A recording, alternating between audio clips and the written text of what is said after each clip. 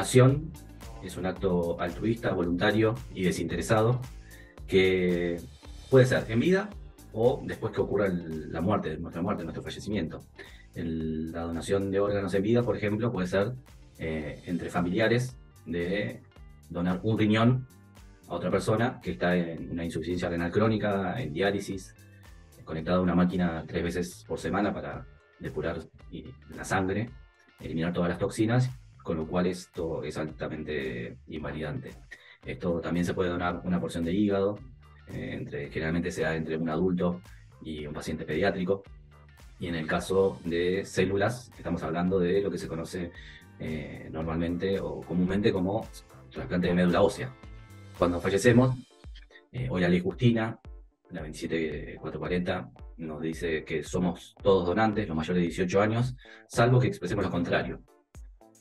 Y bueno, la muerte tiene que ocurrir en determinada situación, hacer el diagnóstico de lo que llaman muerte encefálica, o también más conocida como muerte cerebral, que ocurre generalmente después de un evento inesperado, como un accidente o una malformación en el cerebro arteriovenosa que se rompe, y entonces ocurre en este contexto, y en general ocurre en las terapias intensivas. La donación de órganos con donante fallecido tiene que ocurrir en este contexto porque el corazón tiene que seguir latiendo, tiene que estar latiendo para que la sangre circule, para que llegue el oxígeno necesario para que esos órganos no sufran la necrosis, con lo cual no servirían para un trasplante. Entonces, cuando llega una persona gravemente enferma o herida, o con alguna patología que desencadena, por ejemplo, la muerte cerebral o muerte encefálica, llega al hospital y la primera responsabilidad del sistema de salud es tratar de salvar esa vida.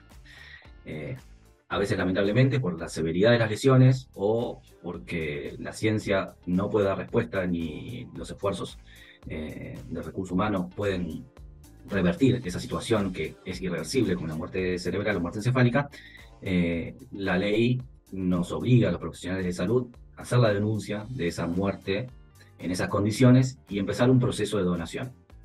Los órganos que hoy en Argentina, técnicamente, y al igual que en el resto del mundo, esto la verdad que es un logro a nivel del país y a nivel regional, se hacen trasplantes de todo tipo, que incluyen corazón, pulmón, hígado, riñones, páncreas, intestino. Se hacen trasplantes también de córnea, de piel, de huesos, en lo que serían órganos y tejidos, ¿cierto? Y también las córneas. Esa ventana en el que se hace el diagnóstico de muerte cerebral y el corazón todavía está latiendo, es el momento oportuno para realizar la ablación de órganos para trasplante. Entonces se hacen los distintos estudios y se evalúa en cada fallecido, en cada potencial donante, qué órganos están aptos para trasplante. Por supuesto, también nos fijamos en el registro del ICUCAI, en el CINTRA, que es un programa informático donde están asentadas las voluntades, ya sea que la persona haya manifestado en su momento por el no, por las distintas vías, o por el sí también, que eso nos allana y nos facilita mucho en temas de la comunicación con la familia. Cuando estén un poco más tranquilos los familiares, se le instala la posibilidad de la donación y los beneficios que esto traería, ¿no? Los beneficios terapéuticos para muchas personas. A veces hablamos de, idealmente, un donante joven y puede llevar a mejorar o salvar la vida de hasta 11 personas. Y esto puede, digamos, ayudar a mejorar, digamos, el duelo también, ¿no? de esta familia, seres queridos que quedan. Decir, bueno, falleció, pero ayudó o salvó la vida de tantas personas. Entonces, una vez que se determina qué órganos están en condiciones para ser trasplantados, se buscan los receptores adecuados. Entonces, como les decía, depende de varios factores. Uno, de la constitución biométrica, es decir, el corazón de un adulto promedio de 30 a 40 años no va a servir en una bebé o una niño de 2 o 3 años que está en emergencia nacional, que por más que esté en emergencia nacional, es imposible que desde el punto de vista del tamaño puedan ser compatibles. Lo que tenemos que ejercer nosotros como individuos y como ciudadanos es nuestro derecho sobre qué se va a realizar sobre nuestro cuerpo después de la muerte. Como es algo de la muerte que es algo que, sobre todo en la sociedad occidental, es como que mejor no hablar de eso, como si eso evitara la muerte. Entonces, no hablar de la muerte implica no hablar de qué fin va a tener mi cuerpo. Porque en distintas circunstancias puede ser donante de órganos, o puedo ser donante de tejido, de córneas, o puedo donar mi cuerpo para investigación.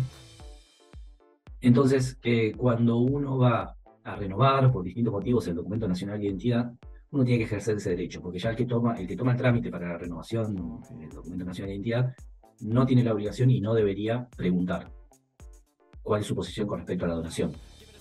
Porque es algo muy privado e íntimo y uno tiene que manifestarse. Si uno no dice nada, el documento no dice nada. Si uno dice sí, el documento dice donante sí, y si uno dice no, el documento dice no. Pero bueno, esto va a cuenta de que el mito que decía, no digas que sos donante, porque en el documento va a decir que sí, y cuando llegues al hospital no van a hacer nada para salvar tu vida. Nuestra responsabilidad como profesionales de la salud, como equipo de salud de todos, es intentar salvar la vida de las personas que llegan gravemente heridas a los hospitales. Entonces, el proceso de averiguar qué manifestación había tenido esa persona en vida después de que ocurre la muerte, viene mucho después de muchas horas de trabajo, de esfuerzo. Llegamos al diagnóstico de muerte y recién ahí constatamos a ver qué había asentado o no en vida esa persona, ese fallecido. Desde el punto de vista estadístico, tenemos cualquiera de nosotros, cualquiera de nuestros seres queridos tiene muchas más probabilidades de estar en una lista de espera que eventualmente es un donante multiorgánico. Es decir, que las condiciones para ser un donante multiorgánico tienen que ser muy específicas y en un ámbito, digamos, como una terapia intensiva. Con lo cual esto nos tiene que llamar a la reflexión de que estamos con mucha más probabilidad de estar del lado de necesitar un trasplante que eventualmente ser un donante multiorgánico. Y por otro lado, bueno, reflexionar que la muerte es parte del ciclo nuestro. Nacemos, nos desarrollamos, morimos. No asumir la muerte como parte de este proceso no la va a evitar. No asumirla, no hablar sobre ella, no la va a evitar. La muerte, en este sentido, nos iguala a todos. No sabemos en qué circunstancias, en qué momento, cuándo. No importa el género, la condición socioeconómica, ni las creencias. Y ante esta igualdad podemos marcar la diferencia, eligiéndonos como donantes, y de esta manera poder salvar la vida de hasta 11 personas. Y de esta manera, esta decisión, que parece sencilla, pero que es muy trascendente, puede cambiarlo todo para miles de personas que están esperando por un trasplante.